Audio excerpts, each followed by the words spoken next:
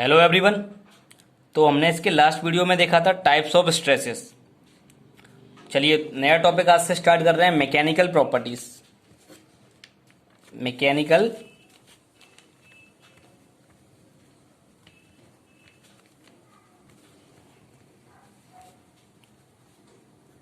Mechanical properties, और इसको बोला जाता है, कई बार बोलते थे प्रॉपर्टीज ऑफ मटेरियल।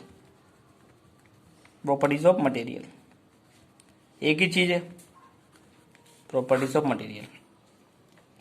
ठीक है, मैं आपको पहले ही बता दूं ये थोड़ा सा बड़ा टॉपिक है, तो मैंने इसको क्या एक दो भागों में बांट दिया है। मॉड्यूल 1, मॉड्यूल 2, अगर पूरा उसमें भी कवर नहीं हो पाएगा तो एक मॉड्यूल 3 भी रखेंगे, थोड़ा बहुत बचा तो। ठीक है, तो बिल्कुल वरी नहीं करना है। सबसे पहले अपन मैकेनिकल प्रॉपर्टीज देखेंगे, इसके टाइप्स देखेंगे, प्रैक्टिकल एनालिसिस भी देखेंगे, यूज और एप्लीकेशंस भी देखेंगे।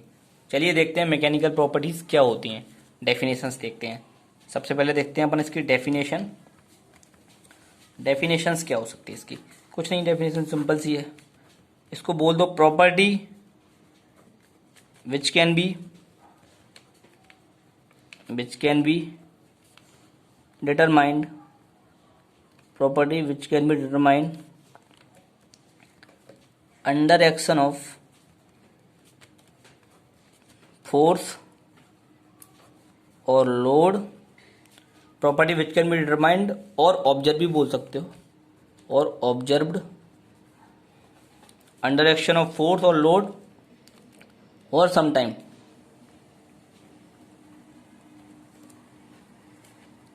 और समटाइम एनर्जी। ठीक है, ये इसकी छोटी सी डेफिनेशन है। ठीक है, property which can be determined और observe under action of force और energy is called mechanical properties. Called mechanical properties. ठीक है,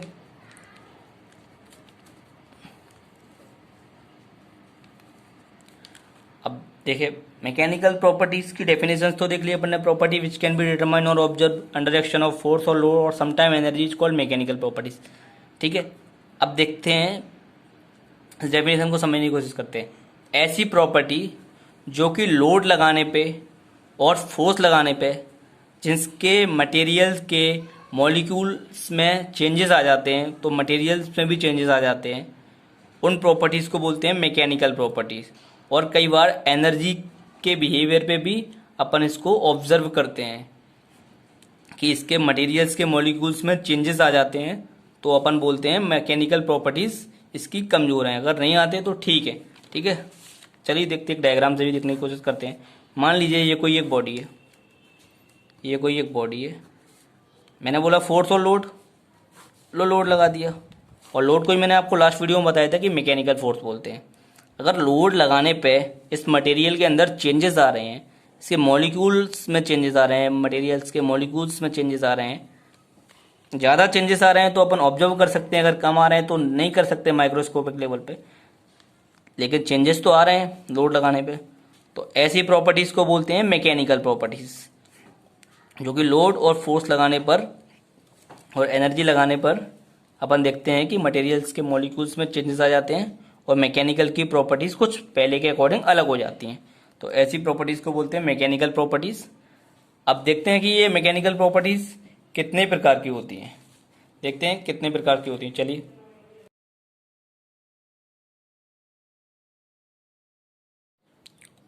ओके, तो पहली जो हमारी प्रॉपर्टी है वो कौन सी है? इलास्टिसिटी। इलास्टिसिटी क्या होती है देखते हैं इसकी डेफिनेशन से। द प्रॉपर्टी और the ability of material to return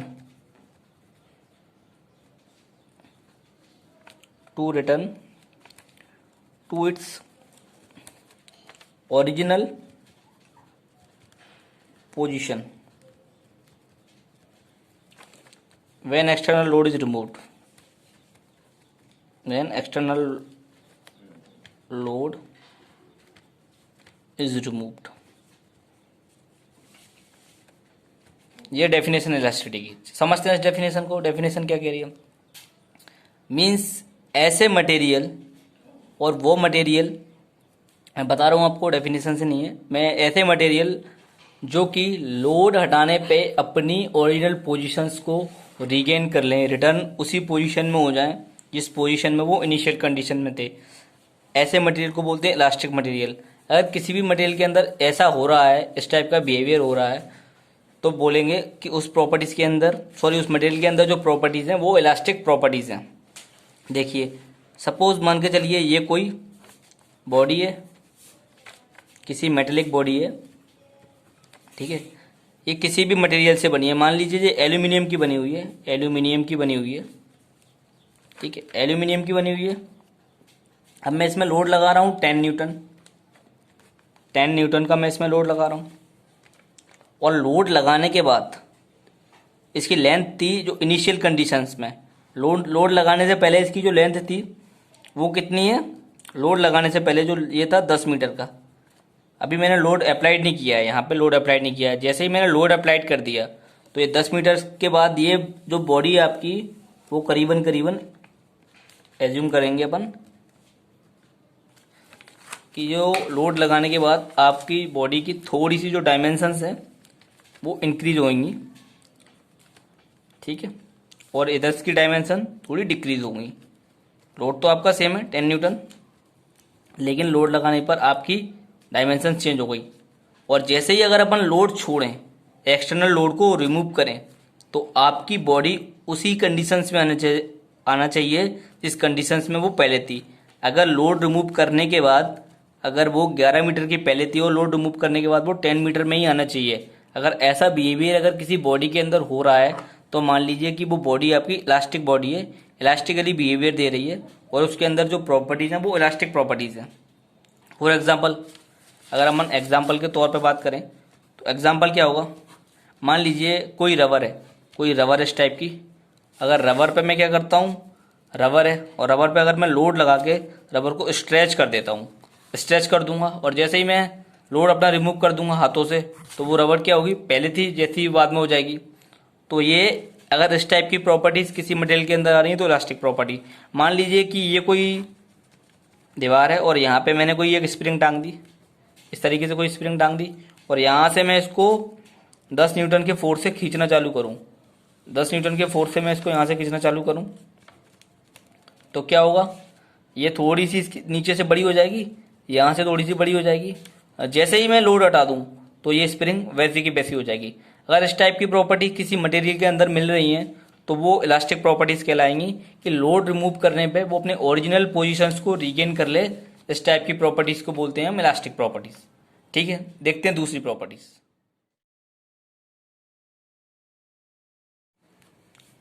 तो सेकंड प्रॉपर्टी है हमारी प्लास्टिसिटी। प्लास्टिसिटी क्या होती है, पहले इसकी डेफिनेशन देखते हैं, फिर इसके एग्जाम्पल से देखेंगे। Means it is the property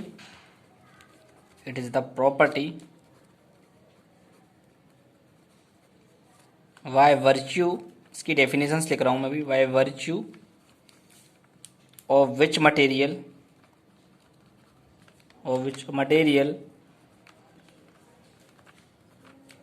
tends to deform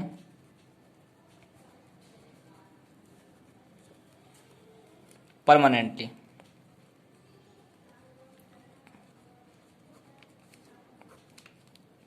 plasticity material की एक ऐसी प्रॉपर्टी है परमानेंटली, और बोल सकते हैं नॉट रीगेन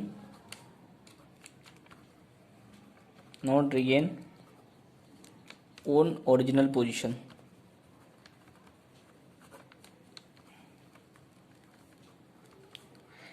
प्लास्टिसिटी मटेरियल की एक ऐसी प्रॉपर्टी है कि लोड या फोर्स लगाने पे मटेरियल में डिफॉर्मेशन आ जाए, और जैसे ही लोड और फोर्स अपन हटाएं मटेरियल का तो वो अपनी पुरानी पोजीशन में वापस ना आ पाए, जो कि इलास्टिसिटी में हो रहा था।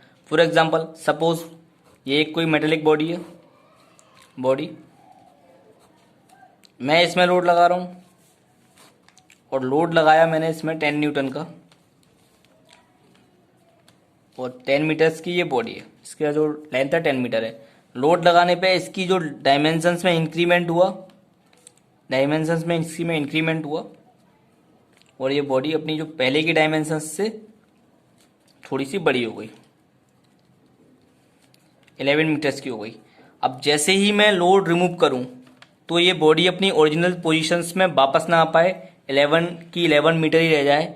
इसमें डिफॉर्मेशन तो हुआ, जो डिफॉर्मेशन इलास्टिसिटी में भी हुआ था, प्लास्टिसिटी में हुआ था, लेकिन इलास्टिक मटेरियल की प्रॉपर्टी ये थी कि वो अपनी ओरिजिनल पोजीशंस को रिगेन कर रहे थे। बट प्लास्टिक मटेरियल्स की प्रॉपर्टीज आपकी ऐसी होगी कि डिफॉर्मेशन होगा, बट जो डिफॉर्मेशन होगा वो परमानेंट डिफॉर्मेशन होगा। अब इसके मॉलिक्यूल्स की जो टेंडेंसी है वो खत्म हो चुकी है कि वो अपनी ओरिजिनल पोजीशन को रिगेन कर पाएं। तो इस टाइप्स की प्रॉपर्टीज को बोलते हैं प्लास्टिक प्रॉपर्टीज, जिनके अंदर परमानेंट डिफॉर्मेशन आ जाता है और ये अपनी ओरिजिनल पोजीशंस को कभी रिगेन नहीं कर पाते। अब प्लास्टिसिटी का यूज कहाँ कहाँ पे होता है? मान लीजिए प्लास्टिसिटी का क्या करते हैं, प्लास्टिसिटी बहुत ही फॉर्मेबल मटेरियल है, फॉर्मेबल प्रॉपर्टी है मटेरियल की। अपन स्टील्स के कप, वायर, ग्लासेस, बहुत सारी चीज़ें यूज करते हैं। वो अपन स्टील के मटेरियल्स को लेते हैं और क्या करते हैं कि उस पर फॉर्मिंग प्रोसेस होती है, उसमें क्या करते हैं अपन उनको ठोक पीट के वैसा डिफॉर्म कर देते हैं कि वो ग्लासेस के शेप में और कप के शेप्स में और वायर के शेप्स में बन जाती हैं। तो वैसे फॉर्मिंग करके अपन वैसे मटेरियल को शेप में कर देते हैं। वो बहुत प्लास्टिक मटेरियल्स होते हैं जिनको अपन डिफॉर्म कर देते हैं, लेकिन इलास्टिक मटेरियल में अपन ऐसा नहीं कर सकते। अगर उनको डिफॉर्म करेंगे तो वो अपनी ओरिजिनल पोजीशंस में आने की कोशिश करेंगे, लेकिन ये नहीं कर सकते। ये थोड़ा बहुत करते हैं, लेकिन इनके अंदर कुछ ना कुछ तो परमानेंट डिफॉर्मेशन रह ही जाता है। तो प्लास्टिक मटेरियल्स का यूज अपन फॉर्मिंग में बहुत करते हैं, फॉर्मेबल मटेरियल भी बोला जाता है प्लास्टिक मटेरियल को। और इलास्टिक मटेरियल्स का यूज अपन कहाँ कहाँ करते थे, मैंने आपको लास्ट प्रॉपर्टी इलास्टिसिटी बताई थी। इलास्टिक मटेरियल्स का यूज कहाँ कहाँ पे करते थे वो भी मैं बता दूं। लाइक अपन ऐसा सोचेंगे कि इलास्टिक वो मटेरियल हो जो कि परमानेंट चले अपना। मान लीजिए अपन स्ट्रक्चर्स में, जो ब्रिजेस बनते हैं उसके स्ट्रक्चर्स में अपन इलास्टिक मटेरियल चाहेंगे कि भैया लोड रिमूव करने पे वो अपना मटेरियल और कोई कंपोनेंट अपनी पोजीशंस वापस ले ले। और ऑटोमोबाइल में चाहेंगे कि मटेरियल हमारा इलास्टिक हो, ठीक है। लेकिन प्लास्टिसिटी में क्या होगा, परमानेंट डिफॉर्मेशन होगा, अपनी ओरिजिनल पोजीशन रिगेन नहीं कर पाएगा। तो ये फॉर्मेबल मटेरियल है, इसको हम फॉर्मिंग में भी यूज बहुत करते हैं। ओके।